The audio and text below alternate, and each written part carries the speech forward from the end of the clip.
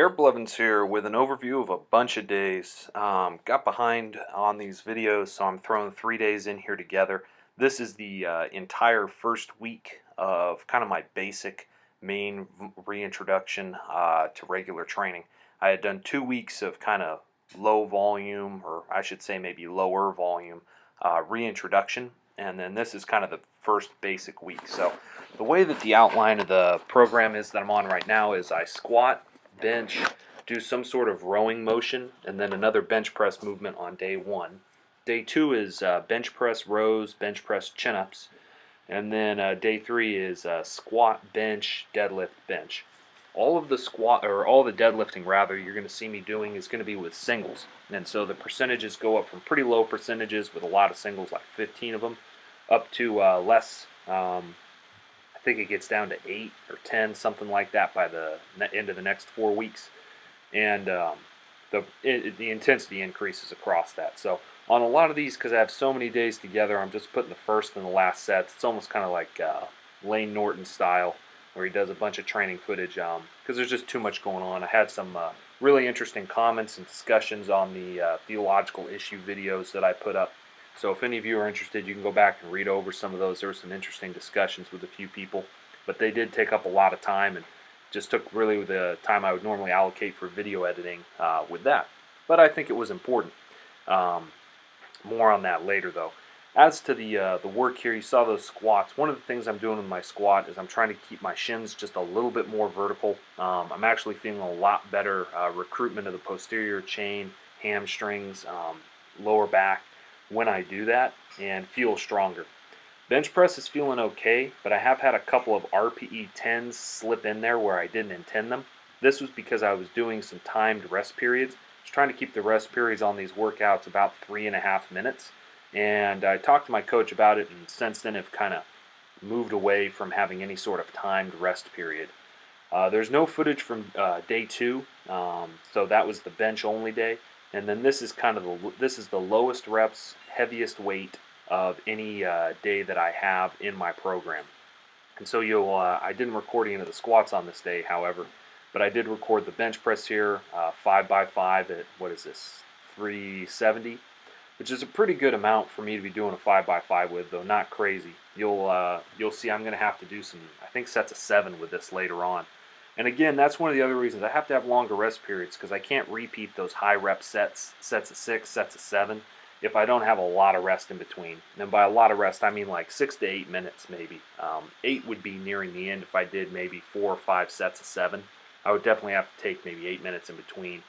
And really, I can only handle about 4 sets of squats before I'm just completely gassed at the end of it. And so here you'll see I sped up the footage in between, but these 15 singles pretty much I go over, and I put a mark on the board saying I did a single, and then I come back and do another one. And that's how I'm doing these singles. It's with minimal rest.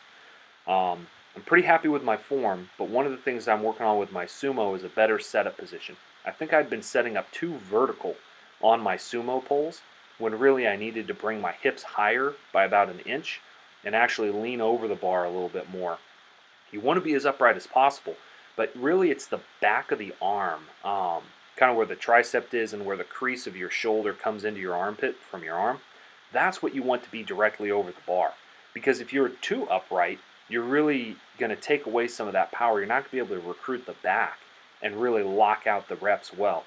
The difficulty I'm having with sumo is how to pull with my back and push with my legs at the same time. And these singles are actually helping a lot, because I get to reset each time in between each rep. So I'm starting to get used to that starting position and get more consistent. I probably should have flipped around and faced the other direction so I could check both sides of my symmetry. Sometimes if you only film from one side, you only get half the story. That can be the same thing with squats as well. You may think that you are, when you're squatting, maybe the bar is coming forward and you only film from the left side.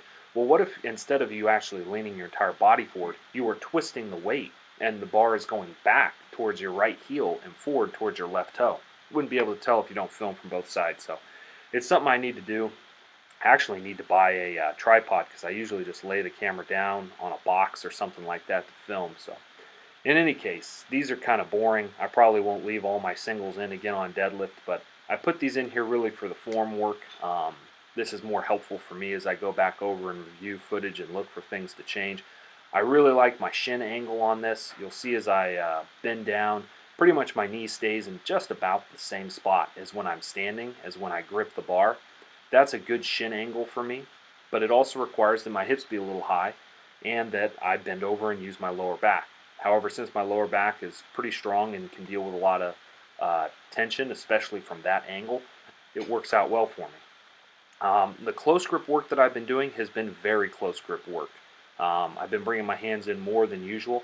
It's still my index finger, or it's not inside my armpit or anything like that, but it's right at it. You can kind of see from this angle. And my close grip strength is actually pretty darn good compared to my regular grip. My triceps have started to get a decent amount stronger. And I think I've maybe even put on a little bit of size with them too. You'll notice with these, my forearm angle, my wrist is stacked over my elbow, and the forearm creates a perpendicular line to the floor. When it's a real easy set like this as well, I'll pause that last rep for a long time. Now there's no day one footage for this week. This is the bench day, so you see 5x6, 365. This is a pretty tough day. I think an RPE 10 snuck in on me on the last rep of this set. It may have been another day, but I know that twice on bench sets, the last rep of the last set was an RPE 10, which I do not intend to have in my workouts. I really never want to go more than 9. Now you'll notice here again, one of the things that I really work on is stacking my wrist over my elbow and not flaring the elbows too fast, because if you keep your wrist stacked over your elbow, if you flare it back too quickly, you hit a sticking point because you're having to lock everything out, and it's just not an optimal way to recruit all of your tricep muscles. That said, it's difficult to do sometimes, especially depending on levers, how long your arms are, but that's something I generally go for. I'm going to try to get a video where I explain that in more detail and show people what I mean when I say that. That might be a good instructional video. Here you see some bent over rows. I usually do not record these. These are not with a ton of weight or anything like that. Doing double overhand without straps. There's some grip work in here, but I'm really trying to contract my lats and get a good squeeze out of the top of the lift. Additionally, here's our last set of close grip. Again, you can see with my close grip that even though I'm having to touch quite a bit lower than my shoulders, I would like to stay stacked over the top of my shoulders. I'm really focusing on getting the wrists over the elbows. I find that I definitely get the most pop out of the bottom of the lift doing that, and if I could achieve a little bit more arch, close grip benching might actually be one of the better pressing styles for me. You can see on this set, end of the day, last set, that's an RP 10 right there for the lockout. That's not something I like to see in my training usually. Now to finish out this video, I kind of thrown this in here, I guess as a justification in a way of what I'm doing. But I want to ask you all, it really is part of a school project I'm doing that's incorporating some YouTube stuff and some of the comments back and forth, to write in the comments below if you have any theological issues, questions about Christianity, questions about denominations, philosophical questions, questions about the origins of the universe. You can go down the list. I don't care what it is, but anything you would like to discuss, I'll try to kind of look at what some of the responses are and get a feel for what the general desire for discussion is, but it can really be almost anything. And I want to try to discuss some of those at the end of these videos. Try to get on some maybe ethical or knowledge or philosophical gains in addition to some of the lifting. This is in coordination with some of the master's work that I'm doing in a supervised ministry class that I'm in this semester, but you all could really help me out with that, and if you feel so inclined, I'd appreciate it.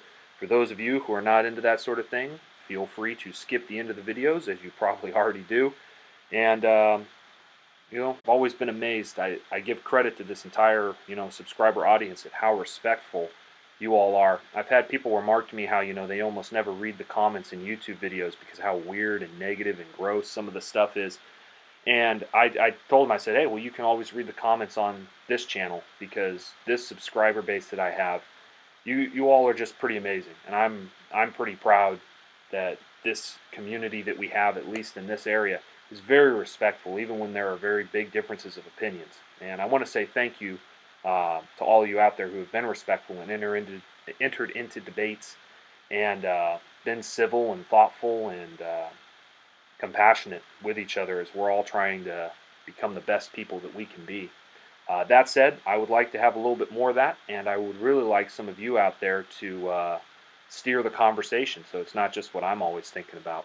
In any case, just throw it in the comments below. It can just be a question, it could be a passage of scripture, it could be a scripture from a different faith, or a question about interfaith relationships. And we can start talking about that type stuff. So, in any case, I hope wherever you're at, you all are doing well. Blessings.